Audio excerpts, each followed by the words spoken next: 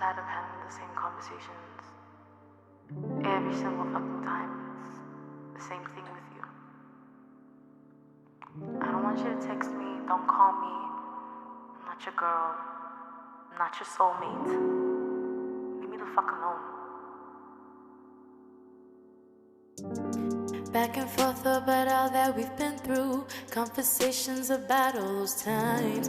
Telling me I am what you are needing. Change your mind often, baby, I'm tired.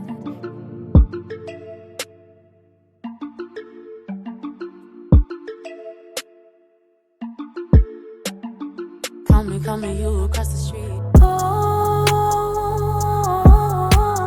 thinking I can't let you go. If we make amends, I guess we're friends, but for how long?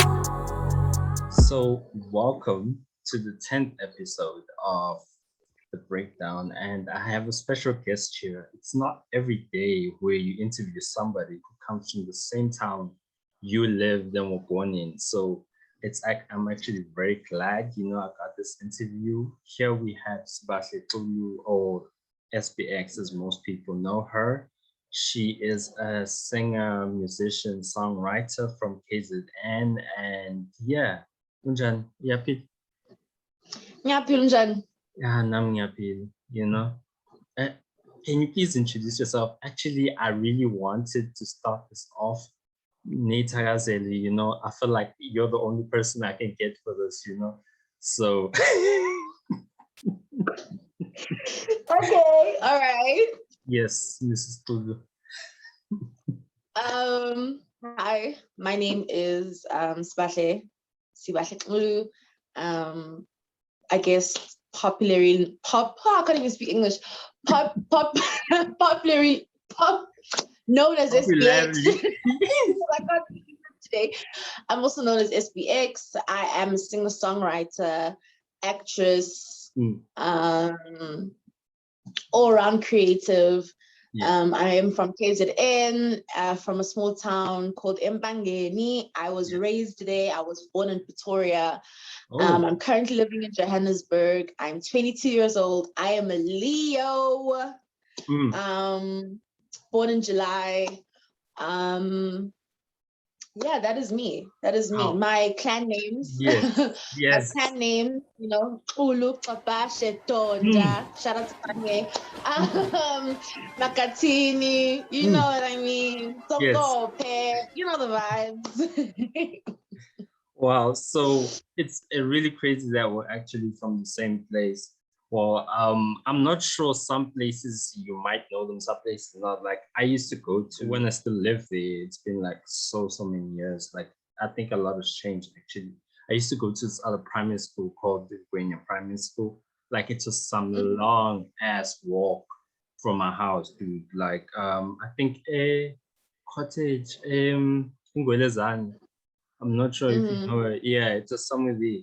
So it's like a long ass walk to the school, Which primary school did you go to? I went to Grantham Park Primary School. Oh, is it that rich one, that white one? It's not white anymore, but when I was there, it was quite Model C. Oh, but, yeah. It's not that white anymore. Yeah, that's how I went. Because like I remember when I came to Joburg, right? Like I only knew one word of English. Like I'm telling you, I knew hello, and like people used to laugh at me, and like I got bullied and shit, because I didn't know the language. And that's how it was. So since you said you went to that school, I think it was an English school. So maybe you didn't have the same experiences that I had. Did you have those experiences when you came to Joburg? I grew up. Actually, it's so funny. When my preschool that I went to was Tofenki, right? So you can imagine the kinds of people that were there, Afrikaans. So at like 4, 5, 6 years old, I was speaking Afrikaans like fluently. Okay. Yeah. And then I went to Grantham Park and I was speaking English. I couldn't speak Zulu. Funny enough, people used to laugh at me that I couldn't speak Zulu, and I Yeah. used to speak English. I couldn't speak Zulu. I had a bit of an accent, like a bit of a twang when I spoke Zulu. This is grade 1 all through 7. I was an English baby. Yeah. You know, I kept it buck. I was like, you know what, I'm just gonna keep it to a language that I know, that I'm comfortable in. I'm just gonna speak Zulu. And then I went to high school, and I had honestly the most amazing Zulu teacher ever. And I can read Zulu now. And funny enough, I only learned to read Zulu in high school. So I can read Zulu, I can write Zulu, I can speak it fluently now. So obviously when I came to Joburg, it wasn't that big of a deal, because obviously I could already speak English, and not everyone here speaks Zulu. And also not everyone speaks the kind of Zulu I speak. So I sometimes don't really like to speak Zulu. It's like Zulu like. Oh, people are gonna fight me for this. I hope no one fights me for this, but the Zulu is not like KZN Zulu. So it's, unless I find people from KZN, then we're able to go back and forth and understand. Like there's just certain ways you say things in Zulu, and certain banter, and certain, you know, that you just can't say in English. So some people won't understand it here in Johannesburg. So for the most part, you know, I've just been an English baby. But I'm so happy that I can, you know, speak your language now. Like I'm out there, like I'm in it, you know. So I'm happy about that. But for the most part, I'm an English baby. Yeah. And talking about primary school, right? So when I came to Joburg, got into this other Afrikaans school, and like I didn't know the language, you know, but I didn't know the language, and it's just all new to you, dude. Imagine you're coming from Empangeni, you're coming here to come to suburbs, coming to different types of cultures and people. So when I got there, I think about a month or so, I got my first crush, right? Her name was Natalie van der Merwe. And the funny thing is that she was Afrikaans, you know, so she didn't speak that much English, and I couldn't speak that much English. And like, it was such a crazy story. So in primary school, when you got there, who was your first crush? Oh my gosh, no. Why would I want to? I don't want my mom to see this and know that I was having crushes in primary. It was in primary, dude. That was such a long time ago. Who was my first crush? Okay, so in primary school, in primary school, I had a consistent crush, literally from grade 1 all the way to grade 3. Wow. And we had like a crush on each other.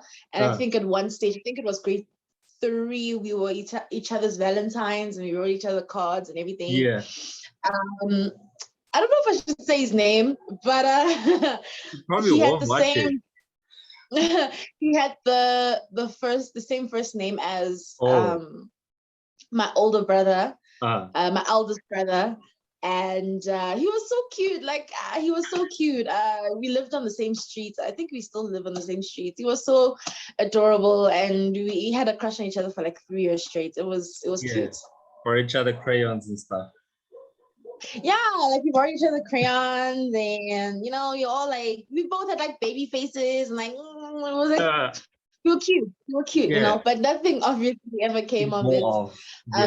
The crush kind of died down after grade 3, but yeah, he was like my first primary school crush. Shame. Yeah, and right now in the industry, do you have any?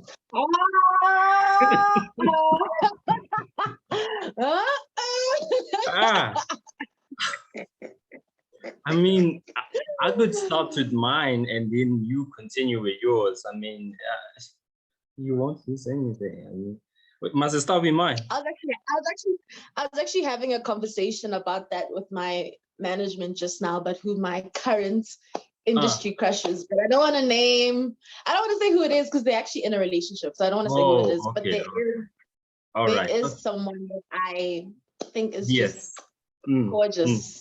Yeah. So who would you say has been your biggest supporter, like so far, like from day one? Like if you would win an award, like right now, who are you gonna be shouting at? You know, I like to thank this, all those people. Who would you say is the biggest supporter? Honestly, my family. Just my family from day one, since I was 8 years old. they've just been so supportive of me being in the creative industry and being an artist and being a singer and being an actress. They've been so supportive, and they've watched, they've listened to every song, they've seen all the videos, they've listened to all the interviews, they've read all the articles. Like, it's my family, definitely my family, completely supportive from day one. Never questioned anything. Obviously, there were kind of like a few things that we disagreed on, but for the most part, when I was a bit rebellious about my choices, in terms of when I decided to do this music thing, they still supported me, and they saw that I had the vision, because, you know, sometimes it's tricky and scary to let your child go off into the world, this big bad world, and you know, essentially fend for themselves, especially so young, because I'm only like 22 years old. And the first time I released a project, I was 21. And my parents wanted me to just wait until I graduated, and everyone was like, just wait until you graduate. And I was like, nope, I'm going to do it while I'm in school, so that when I'm out of school, I already know what I'm doing. I already have kind of sets. And obviously, there was a little bit of a tiff here and there, but for the most part, they were like super supportive, because they saw, like, you know, everything turned out well. Turned out well. Like, it's turning out well, yeah. And you know, I've been thinking about getting a burner account. I'm getting too famous right now, I think, you know, like do you have a burner account? No, I do not, but I will get one. Oh yeah, probably next year. Yeah, give me the handle when you do, you know, because of course. Because I've realized that as you grow, as your brand grows, there are certain things about ourselves that we have to change, and behaviors, you know, like since you started getting traction, what things about you have changed? What behaviors did you minimize? Maybe in terms of real life and also like online. I think I just became more private about my personal life, private about what I'm doing, private about who I'm doing that with. I've been very picky about what I share. And also, you know, I try to still stay, you know, as a vocal person. I don't want to be, I don't want to gain recognition and become mute, because I'm trying to protect my brand. I still want to be special and speak about things, but for the most part, I don't speak about everything. I try my best to just keep myself low key and focused on the music. But if I do feel like there's something that I should speak out about, I will speak out about it.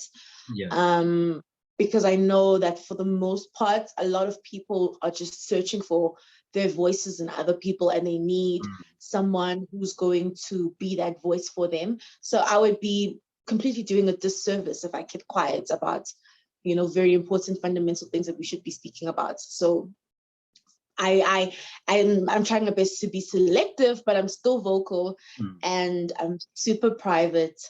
I think everything that I do, I share on my close friends list. For the most part, like everything that's on my main page, you know, as we grow is very career centered, or just maybe I'm speaking about, you know, societal matters or anything, because I'm super passionate about just, you know, human shit. And so I'll speak about that, and I'll post a couple selfies here and there. But for the most part, like if I'm somewhere with someone or whatever, it's on my close friends list, because I'm just really private. I don't want people to know too much. I feel like if they want to know more about me, they should listen to the music. Yeah, and I think that's what we really need. You know, we need people to be able to talk about societal issues, and not just, you know, come through and be like, hey, listen to my album, you know? A lot of people really complain about that, especially with musicians. So since you started making waves, have people's perceptions and treatment of you changed? Like, what I mean is, like, the people who didn't give a shit about you or didn't like you, believe you, all of a sudden like coming through and be like, hey, hey, Chomi, you know, trying to be your best friend. Has that happened yet?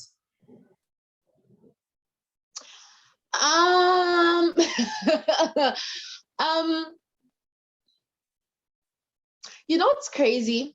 Yeah. I don't go out in public and speak about what I do Oh, or who I am. Whenever I enter a space, I enter the space as myself. yeah. And I don't want to enter a space like, hey, look at me, I'm up and coming, I'm the next big shit. Look, like, check me out. No, you want to be my friend? Nah, I'm there. So I think it's a great way to also just suss out people, because if people don't know who you are, or you're not acting like you're who you are, and you're just being your modest self, then people show their true colors a lot easier that way, because they don't think that they need anything from you until they realize that they do, and it's too late because they already showed their true colors. So I try my best to just be myself for the most part, and not be a superstar. Because I know that people love clouds, people love to chase clouds, and when you act like you don't have any, they show their true colors. You'll see who wants to be your friend and who's really fucking with you, until they see you on TV and they're like, oh shit. Yeah. This was the girl that I was side eyeing. Oh shit, this was the girl that I was nasty to. Oh shit, this was the, yeah. And now I know that we will never be able to vibe, because if we ever did vibe after you saw me on TV, I'll know it's only because you saw me on TV. Yeah, because of that. Yeah. And I think yesterday or 3 days ago, I asked my other friend, Aya. I call him the music professor because he's like so knowledgeable. I asked him to single out a bit of your strengths, some of your strengths, and I'm just gonna read it. So, technically, she displays okay, this is a lot of big words, like I won't pretend to understand some of them. Okay, she displays a good mezzo-soprano vocal range and a delicate falsetto with an airy timbre that she breaks out well in waiting. Her vocal flexibility is most highlighted when she sings in the mezzo-soprano falsetto range, as she guides to the notes smoother than when in the contra-alto range. So that was technical. Then stylistically, she uses melodic rhythms well and displays an astute understanding of rhythmic flows and pockets which most singers of her mold don't typically follow. They'd rather stick to the long notes of her rhymes than staccatos that add to the rhythm. This is probably birthed out of a potential affinity for rap music and is very similar to how Jasmine Sullivan executed this on Hotels.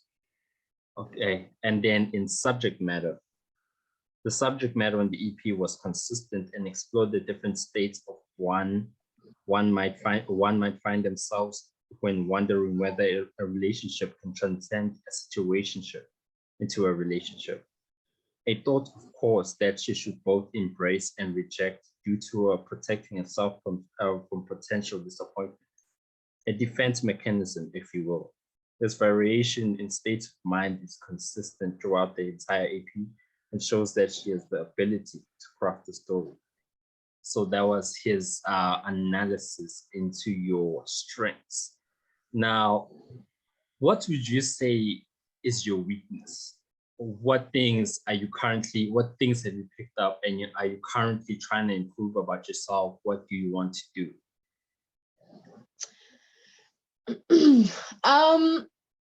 First of all, thank you for that. That was a good analysis, and I also really liked the bit about rap, and it was very spot on, because a lot of my flow is influenced by rap flow, and it's just that I sing. I don't like speak on it. I sing it, but I'm influenced a lot by rappers and how I flow on beats. And so shout out to that. I think for the most part, I don't want to say weakness. I want to say, like, I know that I have my strengths, but I feel like those strengths can still, become better. It's something that I can easily still work on. And I have always been a writer. I've always enjoyed writing stories, and I come from a family of authors and writers and songwriters, and so I'm it's the environment that I've always been exposed to. But I know that as an artist, as a creative, I know, okay, so I'm good at this, but I want to be better at that and greater at this and that. So I know there are strengths, but my strengths are also my weaknesses, because I can still build up on them. I can still, over time evolve and, become this whole artist. Work on it, to and it takes time, and it's something that you gotta learn on the job, which means you're gonna be making a lot of mistakes, and you're gonna be discovering your voice and taking and leaving a lot of things. And I just think that's what my journey is with this. I like to look at what I've done and see how I can build up on that. Improve on it. Yeah. And being an artist from Empangeni, there's a saying that small towns cultivate small dreams. So you're in Joburg. Is there a difference between musicians that were raised all their lives, Empangeni and all this other parts of KZN, and is there a difference between their mentality and Joburg artist mentality? Okay, I'm going to try my best to answer this in a non-offensive way.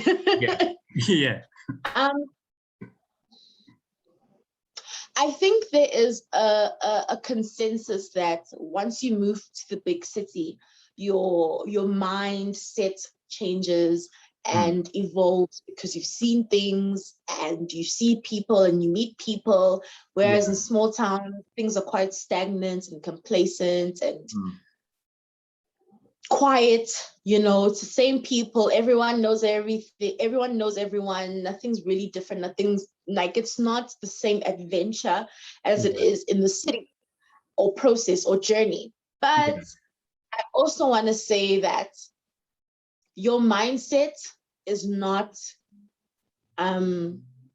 conjured by where you are from. You can still move to the city and still have a small mindset. You can be in a town and have a big mindset. I grew up in a very small town. My dreams have always been bigger than that town. That town didn't influence me. I didn't come to Joburg to change. When I was in Empangeni, I was making the conscious decisions, the conscious decision of why I want to come to Joburg, why I want to study in Joburg. Everything was strategic. I didn't come here to figure it out. The reason why I even applied to WITS was because I knew I was going to be in Joburg and it was going to be good for my career. I was going to meet a lot of people in the industry, and that's exactly what happened. I was planning this in a small town. My mindset has never been determined by where I was. So for the most part, I feel like people cannot blame where they are from for their circumstances. And I get that some things are out of your control, and that's fine. But for the most part, everything is in here. Everything is in here. There are no limits to this thing right here. There's no limits to your mind, your brain, how far you want to go. I'm in South Africa now, but my dreams are not in South Africa. My dreams are in LA. When I get to LA, my dreams are not going to be in LA anymore. My dreams are going to be in London. When I get to London, I'm going to be thinking, shit, let's go to Korea now. So you can never say that, I'm limited because of where I'm from or limited because of where I am. Even in Joburg, there are people who are in the city, who moved to the city, who thought that the city was going to change them and motivate them, and it didn't. They got caught up. They got caught up in the hype. They got caught up in the clouds. They got caught up in the lifestyle, and they're stuck even in the city. And they've had to move back home to regain consciousness. So it's got nothing to do with where you're from. It's all in here, and I want people to really worry about themselves and not where they are, and not let where they are determine where they are going. Because nothing can stop you once you've decided this is what I want to do.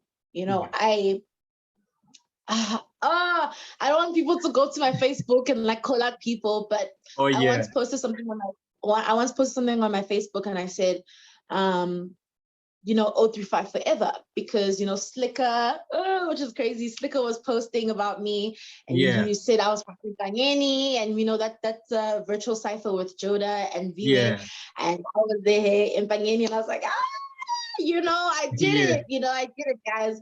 And I was like 035 forever, because it doesn't matter where I am, that is still my place, that is still my home. That's still your home. And I didn't leave Empangeni to forget about Empangeni. I left Empangeni because I had a plan, and my plan couldn't be executed in Empangeni. But that doesn't mean that I was complacent in Empangeni. In Empangeni, I think anyone who went to high school with me or primary school with me can easily tell you that Spatula has always been a go-getter. She's always wanted to go get what she wanted. She was always performing. She was always doing her thing. She's always been that girl. I didn't come to Joburg and I changed and now I'm focused. Let's get this bread. I've always wanted the bread. I wanted the bread since I was 8 years old. So, and I posted this on Facebook, and people were going back and forth and saying, you wouldn't, someone said, you need to acknowledge that you wouldn't be SBX if you were still in Empangeni. And I said, I can never blame my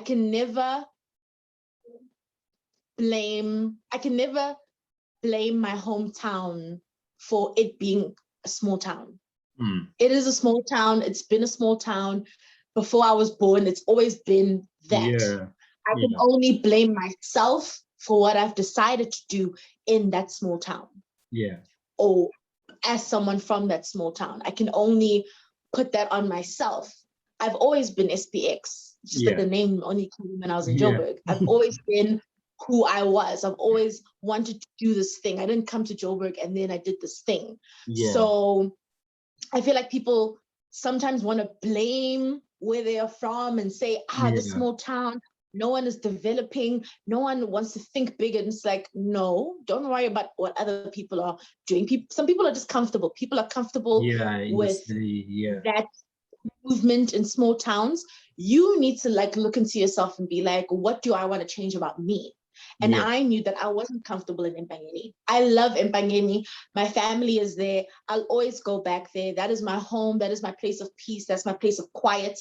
But I know that what I wanted was beyond Empangeni. So my mindset was never determined by Empangeni. And people need to think am I going to let what other people are doing in Empangeni determine what I want to do with my life? Or am I going to take charge and say, you know what? I have dreams. My dreams are bigger than Empangeni. I love Empangeni, and I'll still rep Empangeni. And I'll tell everyone, I don't care who in Joburg doesn't know where Empangeni is. I'll tell everyone I'm from Empangeni, but I know that in my mind, I know what I want. So I just want to clear that up before people want to come to small town people. It's not the town, it's the people in the town. It's your mindset. It's never where you're from, it's you as the individual. So that's what I learned. Totally love your energy. I think this is the most energetic interview that I've had, we can see that you're an entertainer, you really love speaking and being out there. You're an extrovert, definitely an extrovert. So the other time I had a chat with Naya Ada on a previous episode, and she talked about from the beginning, her producers that she worked with, the film musicians, the graphic design, the music video shoots, right? So all those people that she worked with from the beginning, even now, have always been males. And the women around her had no desire to become those things. They only wanted to be musicians. Now I wonder why, because in a few weeks' time we'll have a discussion about this, about why aren't women in those different sides of music, as producers, as A&Rs, as all those things. Why are they solely focused on being the vocalist? Okay. My experience with women in the industry. I have come across a lot of creatives who are behind the scenes. I do not think it is because they do not want to be behind the scenes. There are plenty of women that are behind the scenes. I've studied with them. I've worked with them. I have them on my WhatsApp. I follow them on Instagram. There's plenty of them behind the scenes. I just feel like, I don't want to say victim, but I just feel like women are essentially victims of the system. And this industry is run by males. It's a male-dominated industry. Anywhere in the world, in America, in Europe, the music industry is dominated by men. Yeah. It just is what it is. And that is why we feel like there's so many men and there aren't enough females. But it's because women haven't been given the platform. All right. Beyonce has worked with so many women. At one stage, she had an all-female band. Wow. Drums was a female, bass was a female. She had an all-female band. Yeah. There are women behind the scenes. There are women who are not the Beyoncés or the Rihannas. There's plenty of them. I think as artists, we just need to be conscious about wanting to go and work with those women. Any opportunity given to me to work with females, I will absolutely take it because I think it's so important. And as my platform grows, I want to make sure that, I work with the best of the best females in this game, because I know that they are not given the platform to run this game.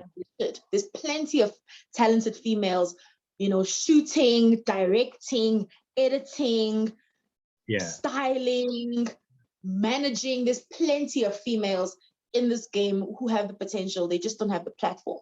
It's run by males. Males are dominating. Males are being males, and they are, it's not an easy industry to try and penetrate as a female, even as a vocalist, even as a songwriter. It's still male dominated, so you're constantly having to play that game of also recognizing that I'm a talented person, but I'm also a female, and the opportunities are not the same. And we then have to, as the people in front, people that are watching, people that are influencing people and everything, we have to make the conscious decision to find these females and work with them and give them the platforms that they deserve. That's what we need to do. Because I was just the other day with my dear friend of mine.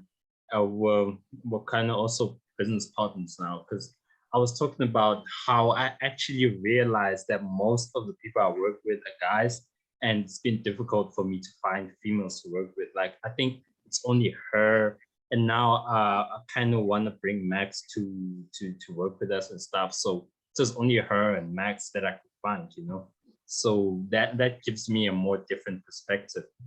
And what are some of the things that you had to give up and sacrifice for this pursuit of your dreams?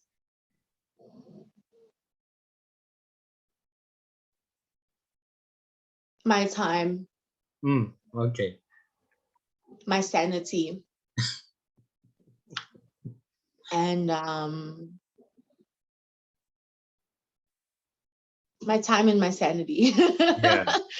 My time and my sanity. I feel like people don't know, people who maybe are not songwriters or not in the industry don't know how much it takes out of you writing a song and having to try your best to write something as honest as possible and true to emotion and true to story, because you have to revisit a lot of past issues and past emotions and transgressions, and you have to revisit and unpack them in a song, and you have to try and make some things that are difficult sound good, at your expense.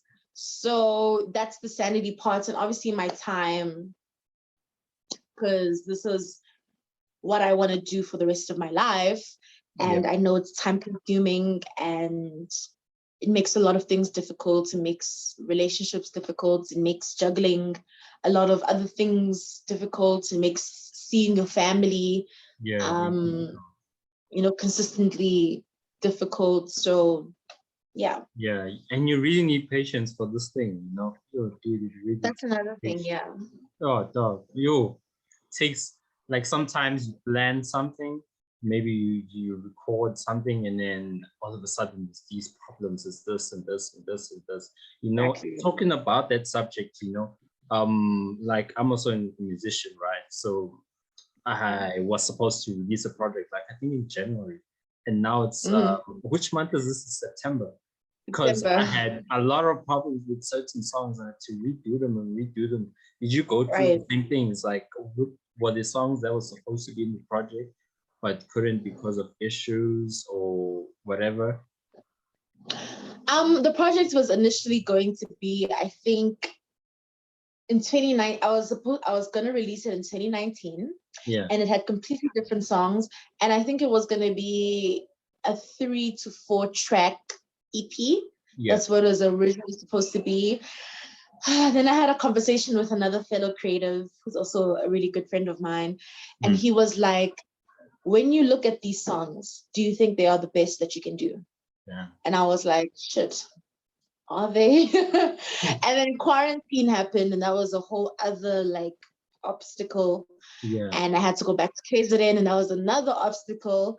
But I went to KZN, and then I wrote essentially what has now become These Songs Are About You. Yeah. And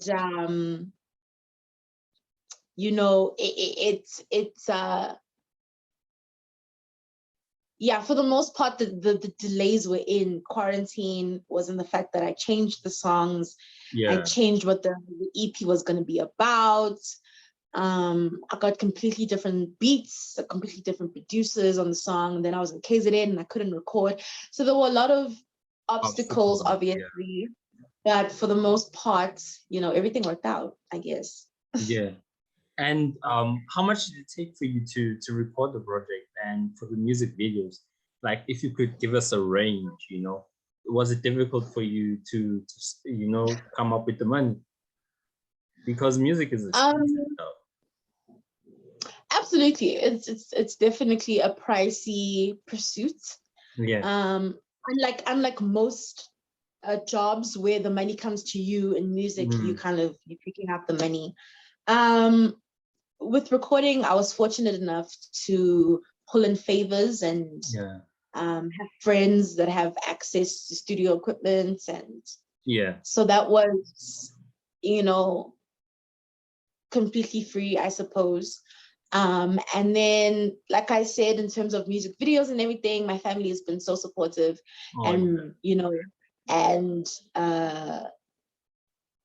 they had no problem with supporting me in this dream, in this pursuit, and wanting to shoot the music videos that I wanted to. So yeah, I think that has, I guess, been my advantage in the game. But let's not worry about figures though. Yeah, definitely. just know shit was paid for. That's all you need to know. Yeah.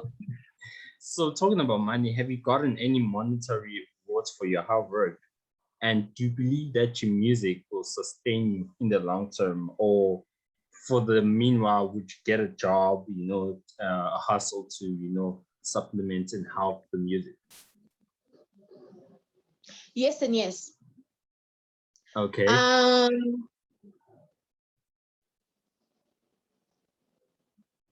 I believe in myself so much. Yeah. And I'm investing in myself so much. And my manager said something so beautiful the other day. He said that you can never make a mistake by investing in yourself. Yeah. And I'm not a 9-to-5 girl. Shout out to all my 9-to-5 girls. Love y'all. I'm not a 9-to-5 girl. I have no aspiration to do so. I think it would probably be super shocking if I ever got a 9-to-5 job. My parents would be like, what? You can't even wake up past 12. What do you mean? So I believe in the music. I believe in what I'm doing. And I see myself doing this for a very long time. And I see myself, if I do expand into other things, it will be because of the music. It won't be doing those things to help the music. It will be because the music helped those things become what they are. All right. So. All right. I get you. And, there's a saying that you must never meet your role models. About, I think 3 weeks ago, I actually met my role model. His name is Proffessor I'm not sure if you know him, but he is one of the greatest male R&B voices. And Okay.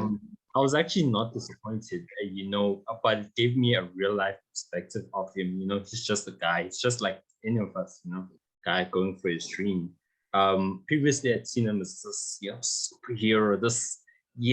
Gave me a real life perspective. Now, when somebody finally meets you, when somebody like who's idolized you, seen you as a role model, finally meets you, what would they find? Must I repeat? Depends on the day. Depends on the day. Depends on the day. Yeah. I try my best when I go out in public to put my best foot forward. I was at an event yesterday, Younga's famous friends event. Yeah. And I was there minding my business. And a producer who had sent me beats was like, "Hi, are you SBX Spotify?" And I was like, "Ah, shit." And I was like, yeah. So I try my best to put my best foot forward, because I never know if I will meet, someone getting back who knows me. Exactly, just like he met me. And so I feel like they'll find me, so I'm not necessarily saying that will be the Spahle that you are getting now today that's energetic. That could be a Spahle who doesn't feel like speaking, or doesn't feel like communicating or taking pictures, or who just wants to leave it at high and by, and just wants to do what she came here for, and then go back to her room or go back to her house and just be by herself. Or they can get this version, or anything in between.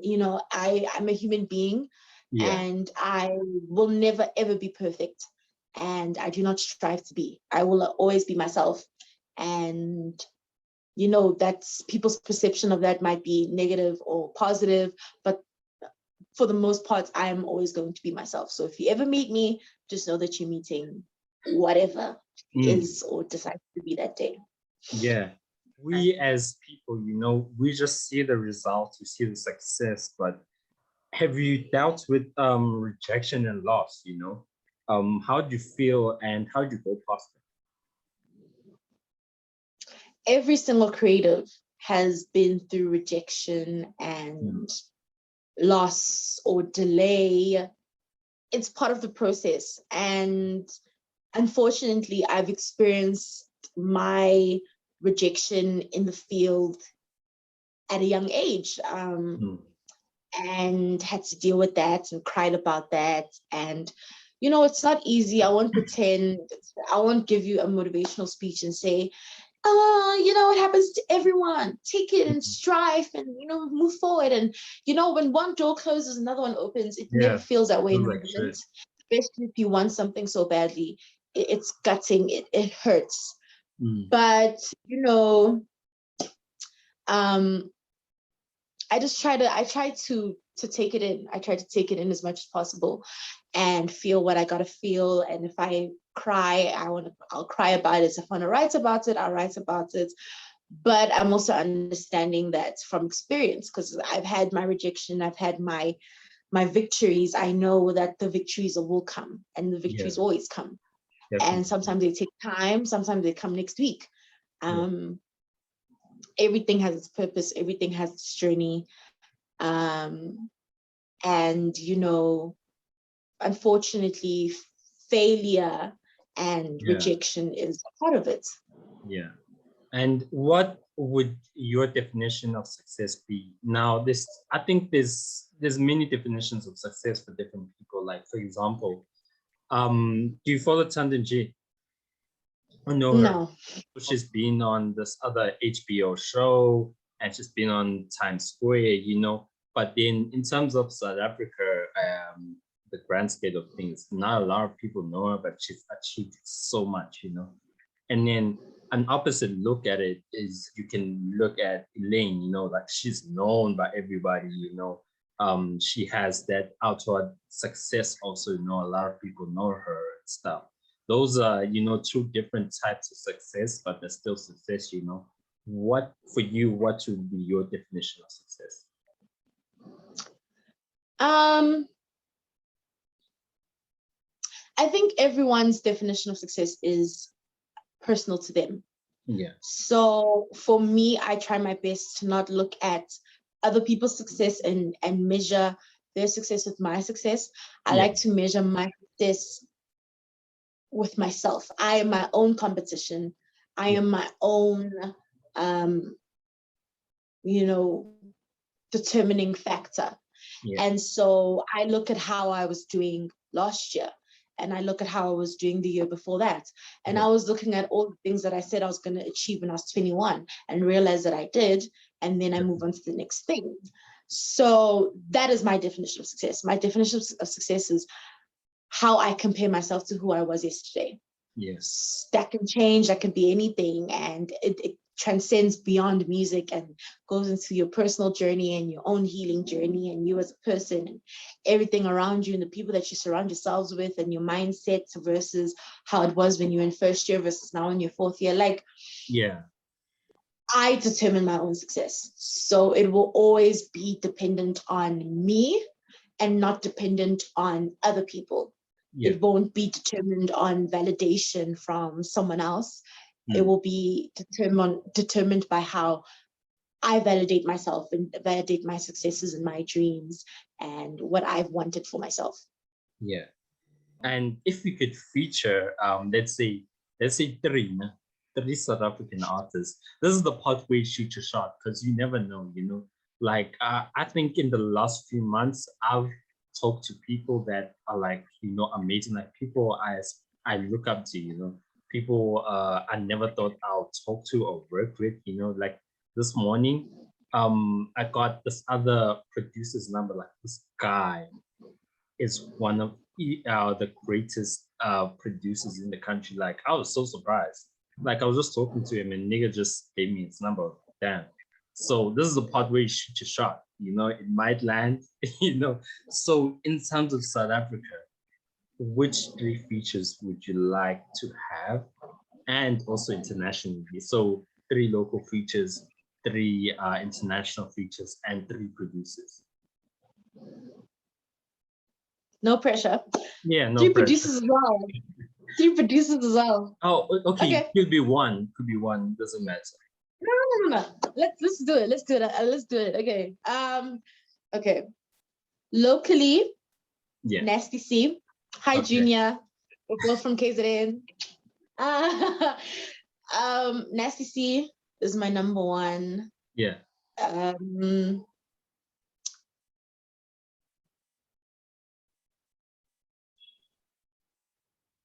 Blackie. Yeah. Somnyama.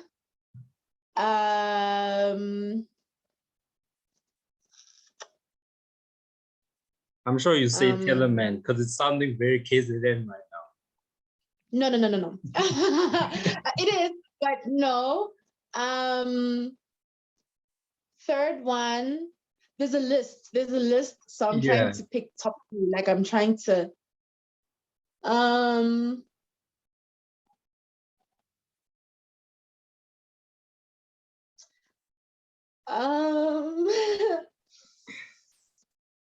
Shikana. Let me put a woman in there. Yes. Shikana. Yeah.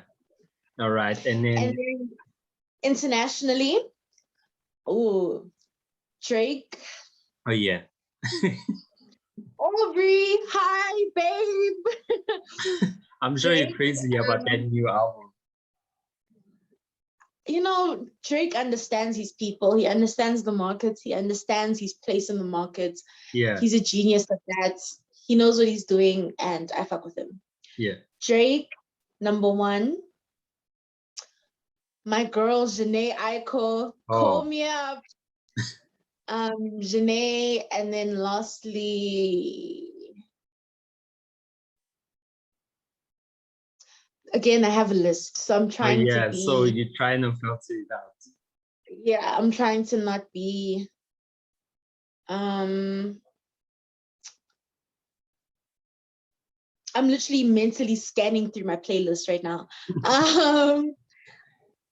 So Drake, Janae, and You know what? Yeah. Justin Bieber. Justin Bieber.